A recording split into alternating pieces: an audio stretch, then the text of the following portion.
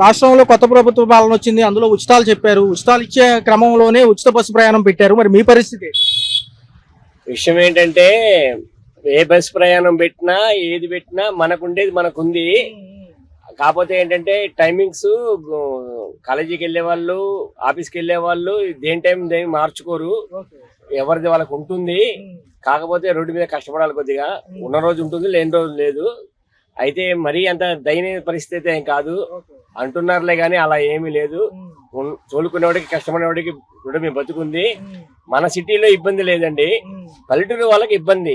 మన సిటీకి వచ్చిన ఇబ్బంది లేదు. ప్రస్తుతానికి అయితే మనకి ఏ ఇబ్బంది రాలేదు కూడాను, సరిపోతుంది. సార్, ఇదే విధానంలో పల్లెటూరు అన్నారు కాబట్టి రైతులకు సంబంధించి వ్యవసాయంలో కూడా ఆధునీకరణంగా టెక్నాలజీ ప్రవేశపెడతానని మన చంద్రబాబు గారు 2వ విడత అన్నదాత సుఖీబాబులో చెప్పడం జరిగింది. గాలి ఏ దిశలో వీసిందో కూడా మనకు తెలుస్తుంది అంటున్నారు. ఈ విధానంగా ఫోన్కి కూడా మెసేజ్లు వస్తుందంట. గతంలో ఒకప్పుడు మొబైల్ అంటే తెలియని వాళ్ళు ఇప్పుడు మొబైల్ ఫోన్ లేకుండా ఎవరూ ఉండలేదు. ఎలా ఉంటుంది టెక్నాలజీ ఈ యొక్క రైతాంగానికి కూడా బాగా అలవాటు అయితే ఎలా ఉంటుంది? అయితే బాగుంటుంది, కానీ ప్రస్తుతానికి రాలేదు కదా. ప్రస్తుతానికి ఏమి రాలేదు. అయితే మాత్రం బాగానే ఉంటుంది. టెక్నాలజీ యూజ్ చేసుకుని చాలా మంది ఉన్నారు. ఇప్పుడు అందరికీ తెలుస్తుంది.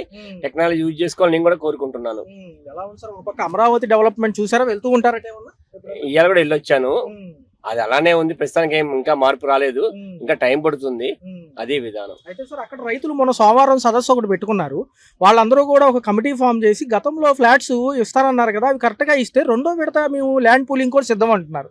ఏదైతే రిటర్నబుల్ ఫ్లాట్స్ ఇస్తామన్నారో వాళ్ళు ఏమడుగుతున్నారంటే ల్యాండ్ పూలింగ్ ఎక్కడైతే గతంలో జరిగిందో ఆ ఏరియాలోనే ఇమ్మంటున్నారు. పాపం వాళ్ళకి కొన్ని సమస్యలు ఉన్నాయని సిఆర్డీఏ ఉంది కదా సార్, అక్కడ వినవించుకుంటున్నారు. ఎలా ఉంది ఈ విధానం? వాళ్ళకి కూడా ఇస్తే క్లారిటీ ఉంటుందా? ఇంకా అంతేగా, మరి నమ్మి ఇచ్చారు, మళ్ళీ ఇప్పుడు వాళ్ళకి అక్కడే ఇచ్చేస్తే వాళ్ళు ముందుకు వస్తారు. అడగడంలో తప్పులేదు, న్యాయం ధర్మం ఉంది. ఎందుకంటే ఒక పక్క మంత్రి నారాయణ గారు దాని మీద క్లారిటీ ఇచ్చారు. చంద్రబాబు నాయుడు గారు అరపా మాట్లాడుతున్నారు. సిఆర్డీఓ వాళ్ళు ఏదో గవర్నమెంట్ జాబుల లాగా చేసుకుంటున్నారు, కానీ క్లారిటీ ఇవ్వట్లేదు పాపం వీళ్ళకి. ఎప్పుడు వెళ్ళి అర్జీలు పెట్టుకున్నా ఈ పక్కన పెడుతున్నారు, కానీ పేపర్లు దాని మీద ఫోకస్ చేయట్లేదని వాళ్ళ బాధలు వాళ్ళకున్నాయి. ఒకవేళ ఇదే విధానం కొనసాగితే మళ్ళీ మేము సమీపాటు పడతామంటారు. ఇది మాత్రం మరి దారుణం. ఎందుకంటే ఇచ్చారు కాబట్టి వాళ్ళకి న్యాయం జరగాలి, వాళ్ళకి ఇవ్వాలి. ఇస్తేనే ఇంకొద్దిగా ఇస్తారు. దానివల్ల ఇంకొద్దిగా ముందుకు నడుస్తుంది ప్రభుత్వం. ఇవ్వాలి. దీని గురించి ఆయన గారు ఆలోచించాలి కొద్దిగా.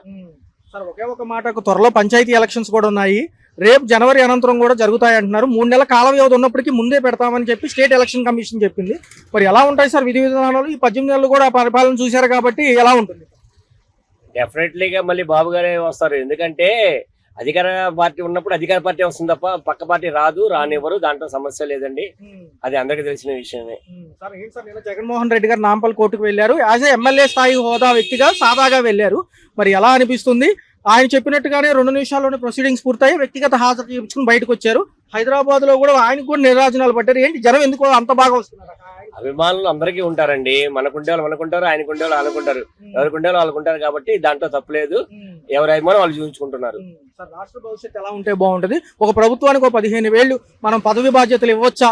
ఎందుకంటే అభివృద్ధి జరగాలంటే ఒక 5 ఏళ్లలో అవదంటున్నారు కదా. అవుతుంది అండి. ఆ విషయం ఏంటంటే ఎవరు వచ్చినా ఎవరి పని వాళ్ళు చేసుకుపోతున్నారు తప్ప అభివృద్ధి అనే మాట మనకి కనబడదు, మనకి తెలియదు. అయితే ఏంటంటే ఉంటది, అభివృద్ధి ఉంటది.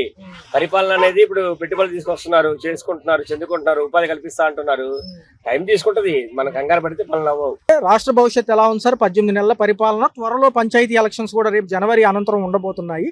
మరి ఎలా ఉండబోతుంది? నగరపాలక పురపాలక ఎన్నికలు కూడా ఉన్నాయి కాబట్టి ఏంటి సార్, ఎలా ఉంది రాష్ట్రంలో పరిపాలన అనేది అంటే ఇప్పుడు కొత్తగా ఏర్పాటైన ప్రభుత్వం కాబట్టి కొద్దిగా చేయడానికి కొద్దిగా టైం తీసుకుంటుంది. తర్వాత ఇప్పుడు ఈ ప్రాజెక్టులు కానీ ఇవి కానీ డెవలప్మెంట్ ఉన్నాయి, కానీ అది వెంటనే రిజల్ట్స్ వచ్చేది కాదు. కొంతకాలం అయిన తర్వాత వీళ్ళు చేసిన పనికి దానివల్ల ప్రతిఫలం వస్తుంది. ఇప్పుడు ముందుగా అనడానికి లేదు. కాకపోతే ఏ గవర్నమెంట్లోనే ఒడిదుడుకులు ఉంటాయండి, తప్పులు ఉంటాయి, మంచి ఉంటాయి, చెడు ఉంటాయి. కాకపోతే ఏంటంటే డెవలప్మెంట్ తీసుగా ఈ గవర్నమెంట్ వెళ్తుందనే అనుకోవచ్చు బహుశా.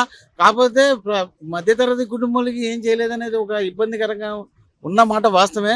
గత ప్రభుత్వంలో అయితే వాళ్ళ సంవత్సరానికి ఎంతో కొంత అమౌంట్ ఇచ్చేవాళ్ళు కాబట్టి ఏదో కొద్దిగా డబ్బులు రొటేషన్ అయ్యేవి. ఈ ప్రభుత్వం పథకాలన్నీ కూడా కొద్దిగా లేట్గా కూడా మొదలు పెడుతున్నారు కాబట్టి నిదానంగా జరుగుతుంది.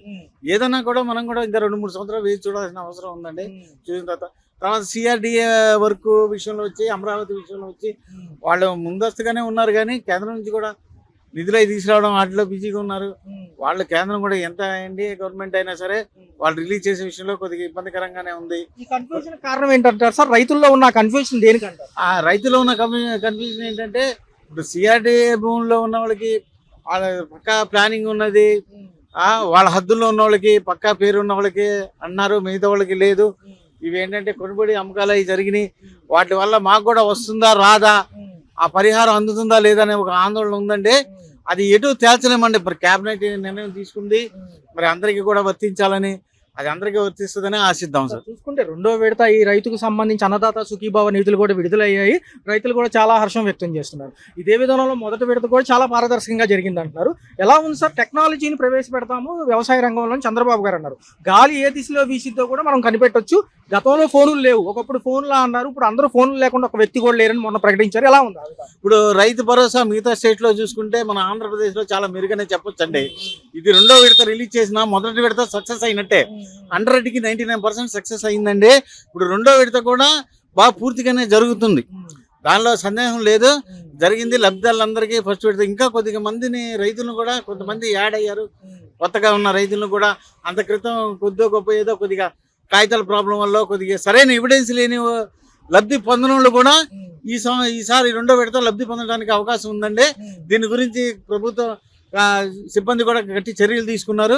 అందరూ సమిష్టి కృషిగా కలిసి పనిచేస్తున్నారు. ఎలా ఉంది సార్? మరి ఈ యొక్క విధానంలో చూసుకుంటే రేపు పంచాయతీ ఎలక్షన్స్ ఉన్నాయి కాబట్టి గ్రామాల వారీగా మరి ప్రభుత్వాలు మొన్న 18 నెలల పరిపాలన కూడా చూశారు కాబట్టి ప్రజలు ఎలా అనిపిస్తుంది? రాష్ట్రంలో ప్రజల పరిస్థితి ఎలా ఉంది? ప్రజలు ఏంటంటేనంటే నమ్మకం పెట్టుకున్నారు, వేచి చూస్తున్నారు. అందుకని ఇప్పుడు ఈ పంచాయతీలో కూడా టీడీపీకి అవకాశం ఉండొచ్చని అనుకుంటున్నారండి. ఫైనల్ గా క్వశ్చన్ సార్, మాజీ ముఖ్యమంత్రి గారు నిన్న ఏదైతే నాంపల్లి కోర్టులో హాజరయ్యారు, ఒక ఎమ్మెల్యే స్థాయి వ్యక్తిగానే ఏదైతే ఉందో వ్యక్తిగత హాజరుకి మినహాయింపు లేదన్నారు. ఈసారి వెళ్ళడం జరిగింది, అక్కడ కూడా జనసంద్రోహం చూశారు.